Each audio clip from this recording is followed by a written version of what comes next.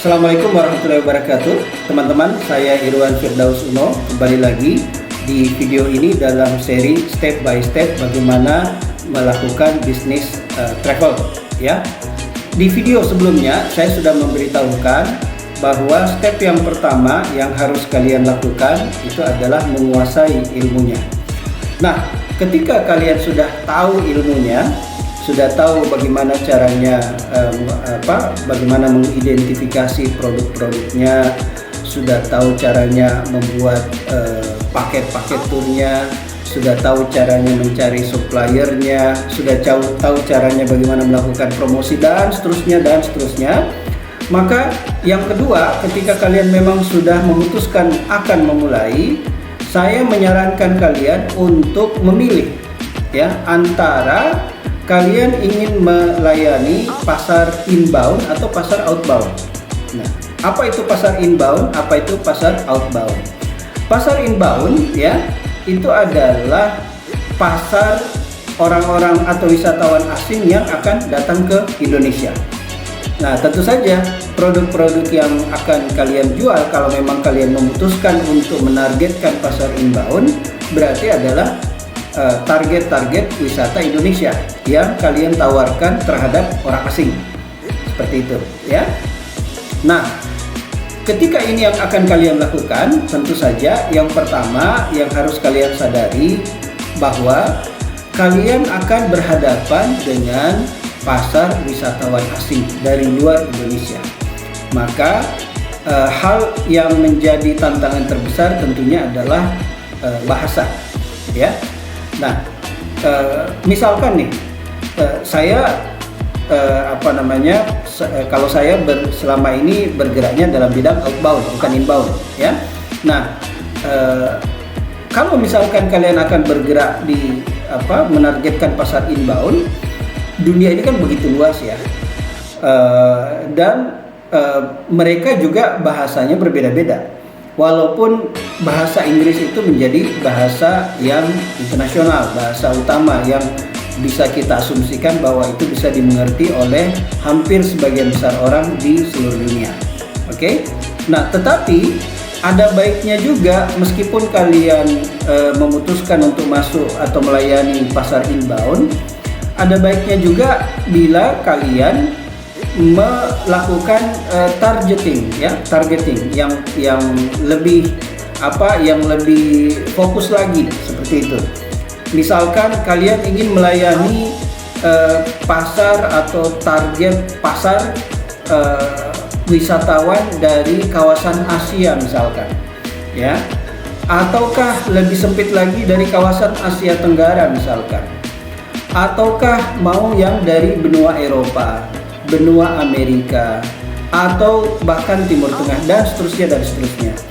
Kenapa ini penting? Sebab masing-masing karakteristik dari masing-masing wisatawan dari tempat-tempat yang berbeda itu juga akan berbeda ya. Kita ambil contoh yang sederhana saja. Ketika kalian berhadapan dengan wisatawan dari Eropa misalkan, begitu juga dari Amerika, atau dalam tanda kutip kita bicara orang-orang berkulit putih ya, bule-bule kulit putih itu, biasanya mereka itu berbeda sekali dengan wisatawan yang dari Asia ya. Yang pertama bedanya adalah dari segi interestnya ya, mereka tertariknya pada objek-objek wisata yang bagaimana. Kalau orang-orang Eropa itu setahu saya mereka akan sangat tertarik dengan objek-objek wisata yang bersifat budaya misalkan ya. Kalau di Sulawesi Selatan, provinsi tempat saya tinggal sekarang, itu ya objek wisata utama yang sangat banyak dikunjungi oleh orang Eropa itu adalah Toraja ya. Di Toraja mereka bisa melihat kebudayaan orang setempat, mereka bisa melihat rumah-rumah adat Toraja yang disebut dengan tongkonan itu, mereka bisa melihat upacara adat pemakamannya orang-orang Toraja yang mereka itu tidak dikuburkan tetapi dibalsem ya, dibalsem kemudian disimpan di dalam gua-gua di gunung-gunung ya. Nah, itu menjadi daya tarik yang luar biasa bagi wisatawan Eropa yang masuk ke Indonesia. Tetapi kalau kita bandingkan dengan wisatawan Jepang misalkan, wisatawan Jepang itu tidak terlalu interest dengan hal-hal seperti itu, kecuali bagi mereka yang benar-benar punya hobi atau perhatian yang sangat mendalam tentang budaya. Tetapi secara umum mereka tidak seperti itu. Kemudian yang kedua, wisatawan Jepang juga biasanya tidak mau menghabiskan waktu dalam perjalanan terlalu lama ya. Sementara dari kota Makassar menuju menuju Toraja itu makan waktu sekitar 8 jam ya. Nah, makan waktu 8 jam ini bagi orang-orang Jepang biasanya mereka tidak terlalu suka, karena itu membuang banyak waktu di perjalanan. Berhubung orang Jepang itu kalau kemana-mana liburan mereka tidak punya waktu yang panjang seperti itu. Nah, ini semua harus menjadi perhatian kalian, sebab ketika kalian membuat atau menawarkan paket-paket turnya misalkan, maka kalian harus memperhatikan itu semua ya. Ketika kalian menawarkan kepada wisatawan Eropa, bagaimana modelnya? Ketika kalian menawarkan kepada wisatawan Jepang, bagaimana objeknya ya?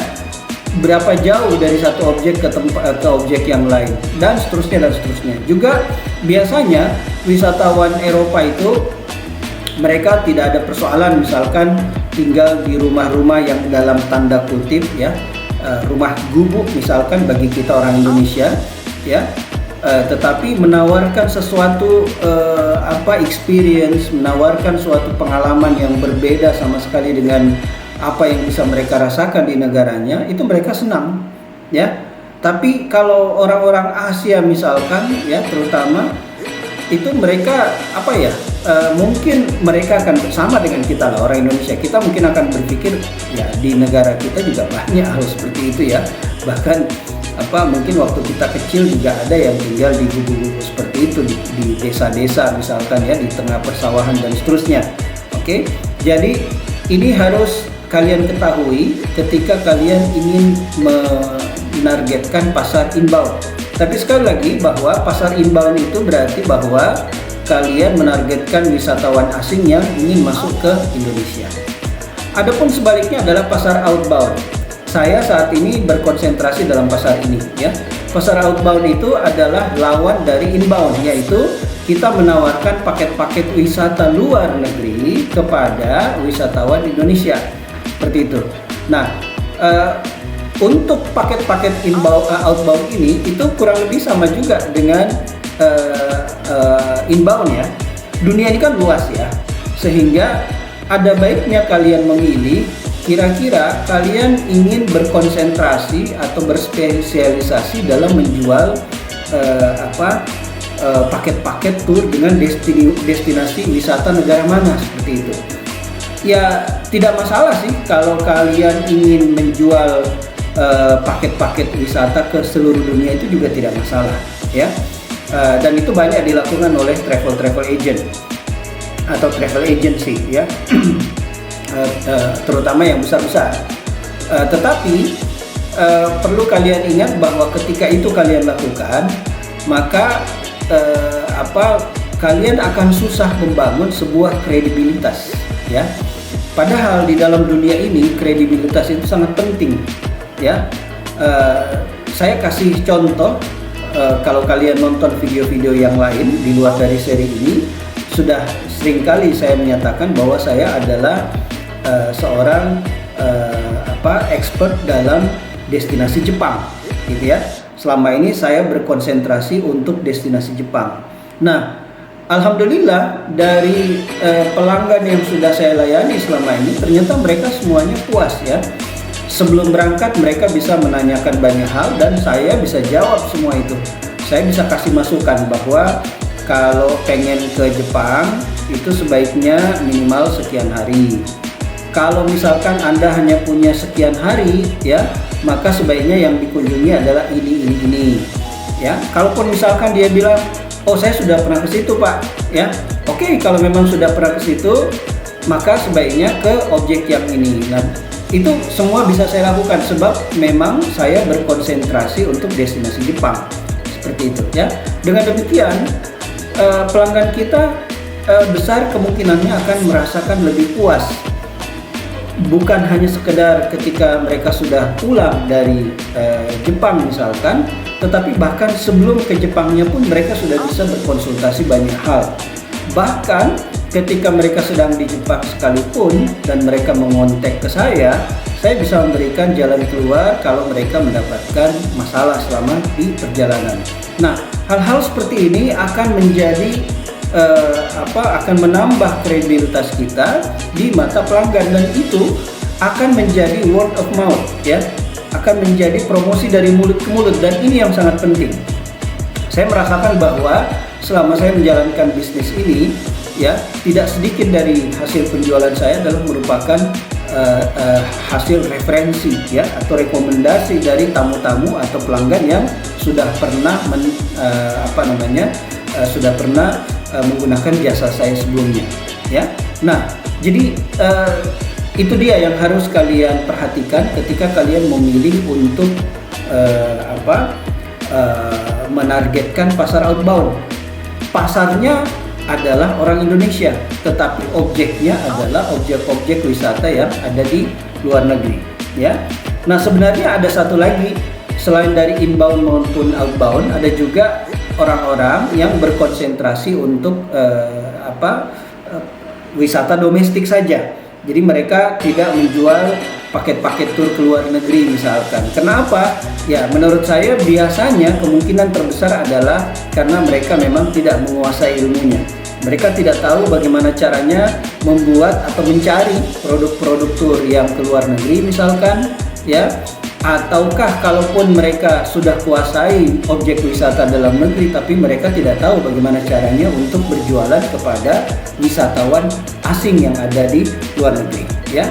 Oleh karena itu saya menyarankan kepada kalian sejak awal-awal ya, ketika kalian masih belajar tentang bisnis ini, sebaiknya kalian sudah pikir-pikir nih, saya mau jualan untuk pasar inbound atau outbound. Kalau memang mau jualan pasar inbound, maka siap-siap dengan skill bahasa yang terutama ya. Nah, adapun kalau outbound, maka siap-siap dengan pengetahuan tentang objek wisata yang akan kalian jual. Oke, baik, itu dia yang ingin saya jelaskan kepada kalian semua di seri step by step bagaimana memulai bisnis travel ini. Di video yang kedua ini, kesimpulannya adalah sebaiknya kalian menentukan jenis pasar inbound atau outbound yang akan kalian layani. Oke, segitu dulu untuk video kali ini. Silahkan simak terus video-video selanjutnya dari seri step by step. Terima kasih. Assalamualaikum warahmatullahi wabarakatuh.